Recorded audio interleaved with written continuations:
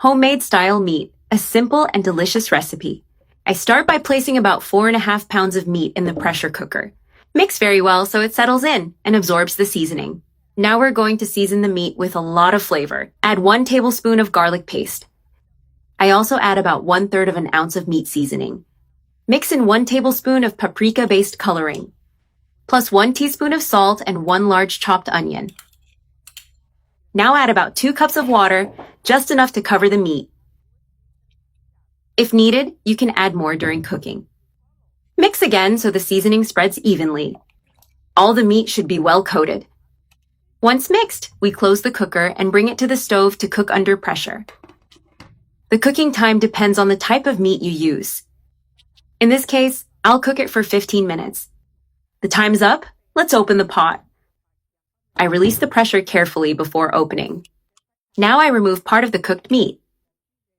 I place it in a bowl to shred. I use a fork and shred it well. Since it's tender, it comes apart easily. All the meat is shredded. Now I return it to the pot. For this recipe, we use about 2 pounds of cooked cassava. I set aside some to make a puree and add creaminess. I've already mixed everything, and I set it aside while I prepare the rest. I place the reserved cassava in the blender. Add a little water to help it blend. I cover and blend until smooth and creamy. I pour this creamy mixture into the pot with the meat. Add about 7 ounces of chopped bacon, and also about 7 ounces of cubed calabrese sausage. Now we bring everything to the heat to brown the ingredients. Mix well to start sautéing. The bacon is already browned, just the way we like it. I turn off the heat and let it rest for a bit. Carefully, I return everything to the pot. We combine the ingredients with the meat and cassava. Now we mix well to unify the flavors. Look how this mixture looks. What a delight. It's very thick and flavorful. Everything is well incorporated now. If you prefer a lighter consistency, you can add more water. I'll add a little more because I like a smoother broth. Adjust the amount of water to your family's taste.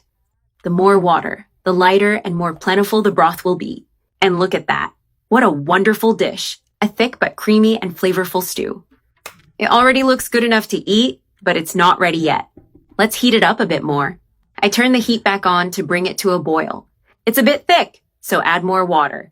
We stir so everything becomes uniform.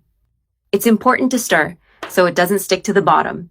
Now I add chopped green onions for that final touch. Mix one last time to blend in the flavor. I love the aroma that fresh green onion leaves. Just stir and let the flavors meld together. And now, the best moment has arrived. Time to serve. Look at that thick, delicious broth.